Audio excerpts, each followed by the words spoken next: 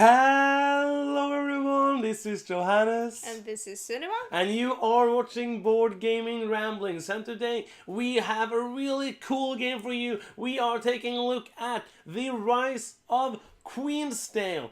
This is the new legacy style game from Inka and Markus Brand. It's released and published by Alea and Ravensburger, and this is actually also like a cool detail. This is number 1 in a new box line from Alea. So we have the big box line, so this must then be the ultra big box line or the bigger big box line. The biggest. The biggest, or I can't say biggest because they can't make anything bigger. So it's like the almost biggest, maybe biggest big box line from Alea and Ravensburger. But enough about the box. This is all going to be about what's inside the box, but then again, it's not going to be about what's inside the box, because this is a legacy game. So this is going to be as good as we can, a spoiler-free review. We're not going to show you how to play the game, because we have altered the game and finished the campaign. If you want to know how you play the game, you can check out the rules online, and also on the Dice Tower Miami Dice First Impressions video, they did an overview of the rules before the game begins, so you can check out that as well. Yeah. This is going to be like an overview of what we think about different elements of the game, and it's also the first review video you are ever in. Yeah. So that's really cool as well. So it's probably just going to be us talking about the game and what we think about the different aspects. Yeah. Like, it's really cool that we actually managed to get an advanced copy of the English version of the game. That's really neat. This is one of the games I was really excited for this year. You also heard about it, right? Yeah, I did, and I was a little curious about it, and I didn't expect that we get it before the English version was out. So this was a really nice surprise. Who are we gonna thank for that? The publisher. Yeah. Because they sent us a copy. So thank you so much from Ravensburger and Alea for sending us a copy. That's really cool. And we have had fun playing the game. That's like a spoiler for our review. But yeah, we made a little list to go through all the different things that we think is important to speak about in this kind of game. So let's start at the beginning. Like, components of this game. Like, it's a good thing to start with, because I care about components. When I pick up a card, I flick it to see how it is. When I pick up something that's cardboard, I bend it to see how bendy it is. So you can start. What do you think about the components of this game? I like them. The things that are gonna be not cardboard in this game are nice to look at. They're working. And no, they're what do you call it? They're like fitting to its use. Yeah. And I think the one board that we talked about that was a little thin. I don't mind that the quality isn't like top notch when it's a legacy game that you're not gonna play like forever and ever, and it's just laying there on the table anyway. So yeah, I think the components are good. It is like, I was nearly gonna start a rant because I think there's really flimsy components in this game. But then I remember that I am the person who don't care about the super flimsy player boards in Terraforming Mars, which is basically like a piece of paper, because it's just gonna be laying on the floor, not on the floor, on the table anyway. Like, you can play on the floor if you really want to, We're but playing all our games on the floor. I wouldn't really recommend that. I like playing on a table, but I think the components are fine, as you say, because it's a legacy game. It doesn't really matter if the components are kind of flimsy, because you're just gonna draw on them and sticker them and do stuff like that anyway. So, who cares? So components are okay. If you love great components, you're probably not gonna be like, whoa, this is the greatest components I ever seen, because they're not. They're okay components. They work. They do what they're supposed to do, and they're pretty okay. Yeah. So, next up on my list is artwork, and this is art done by Michael Mansell, which many people seems like is really high up on people's like list of favorite artwork in games, and this artwork is okay, I guess. What do you think about the artwork in this game? You can take it first. Yeah, I want to start with the box because it looks really nice. I really want the cover. I really want to play this game when I look at the cover. And it's really cool, like, there's an old PC game called Majesty. If you go and check that out, this is basically the same cover that game. It's probably just a coincidence, but it's kind of cool. I grew up with that game, so it was kind of cool seeing kind of resemble with somebody holding a kingdom in their hands. But then I looked at the backside of the box, and it looked like really, really boring. I think that's a little graphic design that's not shadows and everything that should be there. It's really hard to take a good picture of a legacy game because you true. can only take a picture of how it looks when it starts, and it doesn't look really interesting. It's not really interesting when you haven't done anything to the game. But then we open it up, and it looks okay. It's nice. It's not like the most exciting theme to make an artwork to. So I think the artwork that is made to this theme, it's really nice. I think it's a great artwork. No, that's not the word. No, I think kind of it's kind of up and down. Some of the artwork of some of the pieces inside this game is really, really nice, and some is kind of bland and boring. But all in all, I think the artwork works. I didn't really think about it either way while playing the game. I was like, oh, this is really cool artwork, but I wasn't really like, oh, it doesn't look good at all. Yeah, but sometimes on your turns, I was just like, when I was waiting, I was just, oh, that's looking at the landscape on the board. I was just, oh, that's a nice detail, and yeah. He usually makes a really nice panoramic kind of thing, so it was really nice, but not my favorite piece of artwork from Michael Mansell. Oh, I agree. So that's artwork, and let's go to the main thing. We're going to talk about gameplay, the legacy aspect. Let's start with gameplay, and just to make it clear, we play this game with 2 players. Unlike the other legacy game, this is going to be compared to Charterstone, where you can drop in and out of the game. Here you have to choose a number of players and play with that number of players during the whole campaign. Yeah, and we chose the same players as well. The same players. You can basically switch them out, but I don't see why you would ever want to do that, because it's basically your game. Yeah. So what you do is that you choose a number of players. We played 2 players, which was the reason we did that was basically because we have the time to play together, and we wanted to get the game done. We started Charterstone. We're going to speak a little bit more about Charterstone in the conclusion of the video, but we started Charterstone with 5 players, played 3 times, and never played it again, because it's so hard to get these people together and play that one game and all the players all the time. So we played 2 players, and let's first of all let's speak a little bit about the 2-player experience of this game. I know also Rado had played through it with 2 players. Gameplay wise, I think 2 players work really, really well for this game. I think there's maybe one mechanism, I can't say what it is, but there's one mechanism I think would work better with more players. Yeah, but other than that, I think almost everything works really, really well with 2. Yeah, and a bonus for playing with 2 players is that the downtime between your own actions goes really fast. There's almost no downtime, except when I'm having AP, of course. Which is always.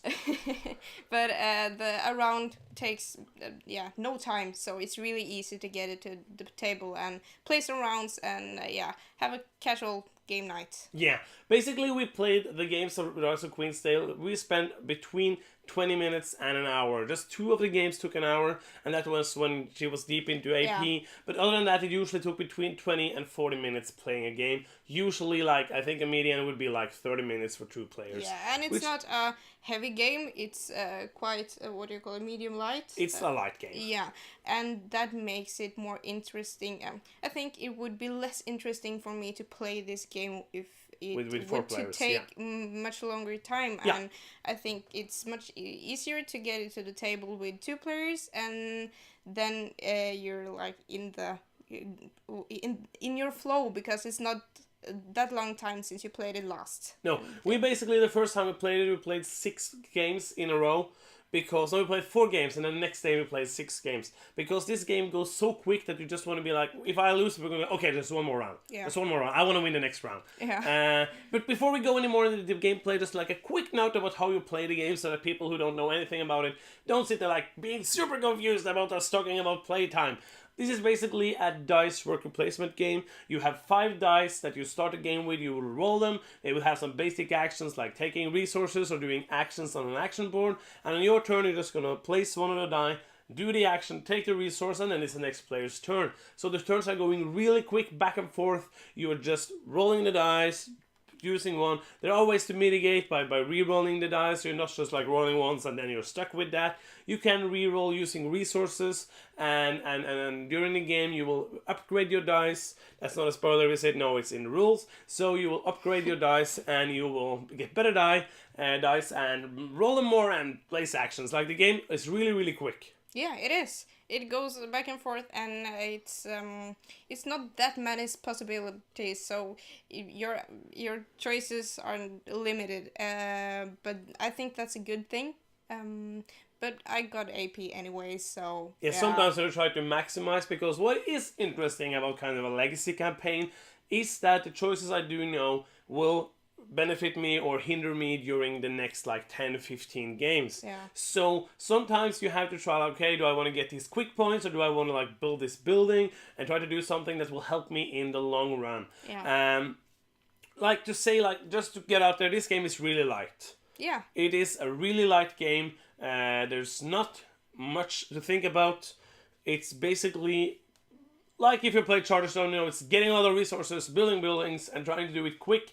It really feels like a race. Yeah, it does. It feels like a race to get enough points, because everybody has their own goal, how many points they want, and when you beat that goal, you will get a new goal, and so on. So basically, it's a race every time you play to get to your points, or get as far as you can, to get the most points, to get the most benefits during that game. It feels like a race every time we play it. Yeah, because I'm looking over at your dice, and I was, how many points can he get from those dice? Yeah. Am I able to get as far as you are in this turn, or should I try like thinking a little further ahead and stalling a little bit, so I get something that lasts instead of those quick points just to reach you. It's fun that way. Like it's that's mainly also the reason why I wanted to play like more games, because I was like in the now. I was like racing, and you win, and I want to continue, because just resetting it doesn't take so long when it's just all out on the table, and just continue. So basically, that's all we can say like on gameplay before we go to the legacy. The gameplay is fun. It's quick. It's simple. It's really, really simple. I can understand if you will feel like it's repetitive. Yeah. Because like when you let's like just say like this game isn't, as a game, it isn't super interesting. No, I would agree. You're doing mostly the same actions over and over again, with a little variety as the legacy aspect progresses, but the game as a work, dice placement, I think it's many other good games in that genre. Yeah. So without the legacy aspect to this game, it wouldn't be that interesting for me. No. I wouldn't have played this game like so many times that we did if it was only like a normal game with if it wasn't evolving. Like, for me, that's the thing I really like about legacy games, is the evolving, is to see what happens, is to read the story, is to manage stuff that changes. Yeah, but it's not. Don't feel like this is like a story-heavy game at all, legacy-wise. But we can talk about that after the gameplay, maybe. Yeah, but we're not the gameplay, ahead. but we are jumping ahead because that's what we do. We ramble about board games. That's the name of the channel. It's Board Gaming Ramblings. I get it now. You should. You do remember the name of the channel, right? Yeah. Good. It's Board Gaming Ramblings. Board game something. Yeah. Board games. Fun. Okay, but basically, legacy. This is what people really want to know about. Like, is the legacy aspects of this game interesting? So let's just start with what we can say about the story. A lot of people, like when you play Pandemic Legacy, you really play it for the story. The game changes, the gameplay changes, but the story is so good. The story is like you turn over a card and it's like you get shivers all over your body, because like, is this actually happening? You get to turn over the card and your body just explodes like it's a cliffhanger on TV. Like, it's so good writing, it's such a good story with twists and turns. The Rise of Queensdale do not have that. No, but I think that's not what it's trying to be either. No. And it's quite clear on that. I think. Can't we spoil any of the story? Like, no, basically, in the start? you will know kind of the story. You're trying to build a city for the Queen. That's kind of what I want to say about the story. Yeah. So it's a medieval there's no Mediterranean here, but other than that, it's kind of like a really. It's the usual Euro theme of a medieval thing, building a castle, building a city, and the story is kind of that, with a couple of changes and twists, but other than that, it's kind of like the king is walking through the city, looking at things. This is not actually a story, I'm just making it up. Yeah. And he now says that you have to build more buildings. What? So that's basically it. There's, as I said, there's some But it's places. to be a not super interesting and intriguing story. It's well written for what it is. Absolutely, it's fun. It's charming. I think that's like a good word to use. Yeah. It's a charming story.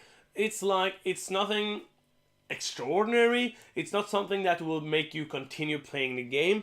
Like there's nothing in the game, like maybe with one or two exceptions, where you read a story card and you're like, oh, you really have to see what's happening now. Because you know that it will only probably change a couple of the rules and then you will continue playing the same game. Yeah, what drives me to play the game more is my own progress, I think, rather than seeing how the story evolves, really. Absolutely. So, one thing that I want to mention that I really, really enjoy there are some story cards, which you will shuffle in the beginning of the game. This is in the rules, so no spoiler. And then sometimes at the start of each round, if you're not like continuing on the story, which you do when somebody like completes their goal, and if nobody has done that yet, you will read one of these random story cards. And basically, those were kind of the most interesting stories. Yeah, and you get some. That aspect does. Like, no players will have the same experience with the game because maybe you progress really fast in your goals and you don't get to read as many of them that we did, I think. We didn't read that many either. Like, no, I don't think so. But the thing is that's really interesting with them is that they will change the rule for the game. They will maybe then be able to add another rule to the game that you will not be able to get anywhere else. Yeah. So it changes the game like in small ways, but not in planned ways. So basically, this is one of the reasons. This is less like it's like railway. Like you can basically happen some stuff that will only happen to your play group in that order. So some change like, oh, this is happening now. Cool. This wouldn't have happened. We wouldn't have used any of this stuff if we wouldn't read this card. Some people will hate this. Some people will think like, oh, I want to see everything. You can't that in this game. You can't see everything. You will see maybe 1/4 or 1/5 of the cards, and they will change the game up. And it's I think that's actually my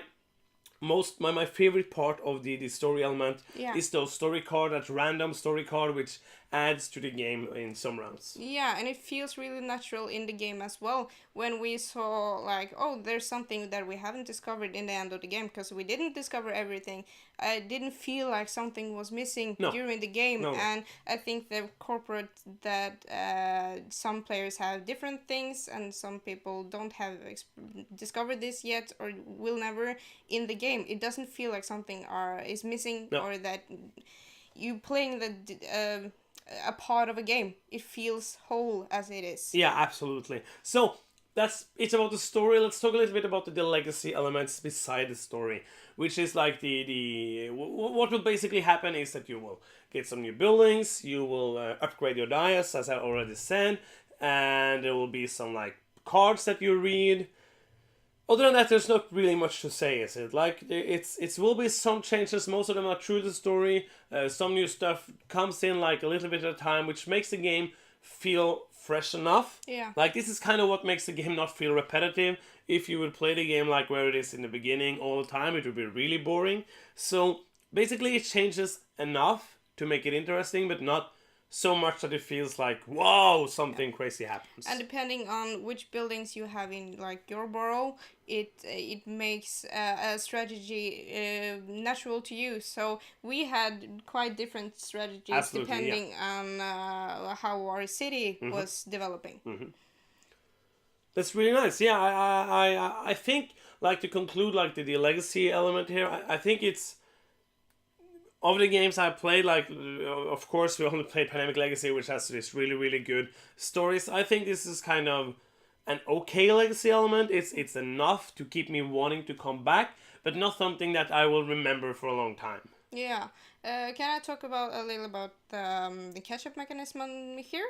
No, you can't really. No, but no, not about how it works, but how I feel about it. Yeah, maybe. Yeah, because If you don't want to know anything about this, just mute us now and come back later. there is a catch-up mechanism in the game. I'm not sure that I'm like entirely fan of it, but I don't see how they could have done it differently. Mm-hmm. But that in general means that even if I won most of the rounds In the beginning, in the beginning, Yeah. you had equal chance. You won the last I round did win of the game. campaign, yeah. So it's not necessary that one player, if he or she sprints far ahead, you're not give up because you get lots of things that will help you Absolutely, catch and up. it says so in the rule as well. Like, please, if you are far behind, it's gonna be okay. Yeah. You can't catch up, which you can, which I did. So. Yeah, and I think that's nice that they're doing that in the legacy games because, then you feel like you have a chance and it's fun to play. Absolutely, don't all like. the games. It's gonna be like horrible if you after like 4 rounds feel like, okay, I lost the campaign. I'm just gonna be like joining around for the end. Yeah. Okay, so another thing that a lot of people ask about when it comes to legacy games, especially like this in Charterstone, and also with Pandemic, can we continue playing the game after the game is done? And you can.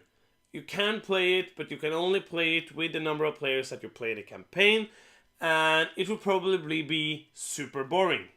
Yeah, because you take away all the legacy elements. The game that you end up with is the game that you're playing with. So basically, you're just playing the last game over and over and over. Yeah. Which I don't really see any reason to do that at all. I would find that super boring. I would find that really unnecessary because I'm done with the campaign. I won or I lost or whatever, or I did win, so I was awesome. Woohoo! But because like there's nothing else to explore, I don't really know like why couldn't they just let us keep exploring when we just. Like, why can't we just be like an after game when we first get there? Because as it is now, it's not interesting to play the game after it's done. Will never do it. This game will just end up on a shelf and never be played again. Yeah, because as I said, what drove me like to want to play again was my own progress. Yeah. And when you play that last round, you know that it's not gonna be any more games, so it's not that important to progress. And if you're playing it after the campaign is over, you can't progress. So I don't think that the game itself then is so interesting because we have lots of other games that's really good. Absolutely, and if you only have one game, I wouldn't suggest buying this game anyways. So basically, playable after it's done, but I don't see why anybody would be interested in doing so. So, we have one more thing we want to talk about, that's Charterstone, because this is a game that a lot of people will make comparisons to Charterstone, because it's a city building game, it's a legacy game. In Charterstone, of course, you can play up to 6 players. It's a quick game, it's about getting resources, buying buildings, doing that kind of things. We can't really compare them, because we only played like 3, 4, I don't remember, like 4th place of Charterstone, something like that, with 5 players, which was completely different. I think maybe like if we would ever be able to complete Charterstone, we would have to sit down with just the 2 of us and complete it. Maybe we'll do that sometime. I don't know if we have time. Maybe when we get old. But if you're just 2 players, I have a hard time recommending the one or the other because I just have experience with the Rise of Queensdale and not with Charterstone. With 2 players. But we think this is a good 2-player game as a legacy game. So I would recommend this. I can't say anything about Charterstone for that matter. For the place we played, it feels kind of similar. Yeah. It's quite a while since we played it, but there's kind of similar games. So, of course, the one uses the worker placement, and this uses die that you make different die, and you upgrade your die. So it's kind of like different mechanisms, but it's feels kind of the same game. Yeah, and it's kind of the same weight and simpleness as well. Yeah. There is maybe kind of more interaction in Charterstone because but then again, you can't really block people in Charterstone, which you can here. Yeah. In Charterstone, you just bump them out if you go to the same space as them. Yeah, but here you can block. You can block people like in a normal worker placement game. So basically, if you're like thinking about buying Charterstone or Rise of Queensdale, basically just see which one speaks to you from the reviews and from the looks of it, and buy that one. I think you will enjoy any of them. If you will enjoy one of them, I think you will enjoy the other one. Yeah, I think so as well. So, it's final thoughts time for the Rise of Queensdale. So what do you want to begin? What Yeah. are your final thoughts for this game? First of all, I've had a blast playing it. This has been a game that's just been on our table like consequently for a week or so, Yeah. because we just go to work, get home, play a couple of rounds, sleep, wake up, play a couple of rounds, go to work.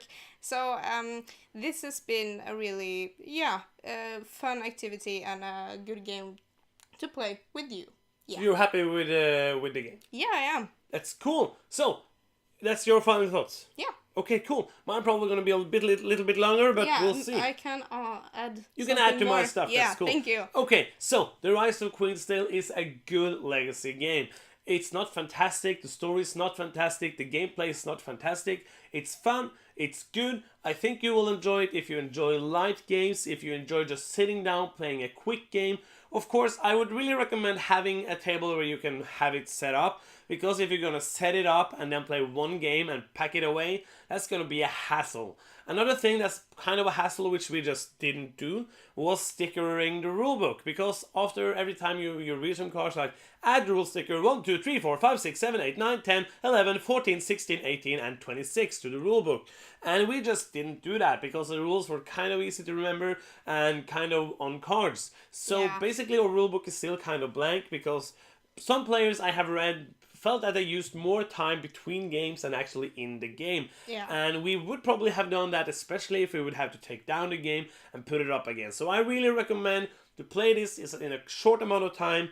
If you had a possibility, have it set up on the table, play it, and just, it sounds stupid, but get over it. Just play through it, because it is fun that way.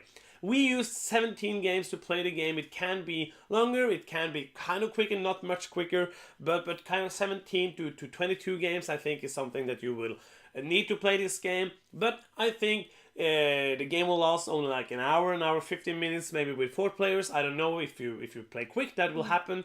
All in all, this is a great game if you enjoy lighter games, if you don't care so much about the story, but it's fun. And that's my final thoughts of The Rise of Queensdale. I had a blast with it. Do you want to add anything? Yeah, I just want to add that this that you're saying that is positive about the game maybe will be less positive if you're playing it with more people. It's not that easy to have it on the table. And it depends, like if you are a family. Yeah, of course. If you are 3 people, 4 people who want to play it, just do it, And the rounds will not go as quickly, and I think they're not going to be so much You probably will need more rounds to complete the game, because different people will reach their goals and so on. But all in all, it's our 2-player experience has been really great. Yeah, so if you want to play a legacy game that is quick, that is fun, that's a light Euro game, go check out The Rise of Queensdale when it arrives in English, or if you speak German, buy the German version. Yeah. And that's the end of the review. Thank you so much for watching. Please comment. Are you looking forward to the game? Please like the video. Please subscribe to our channel if you haven't already. And that's it for now. Thank you so much for watching, and bye bye.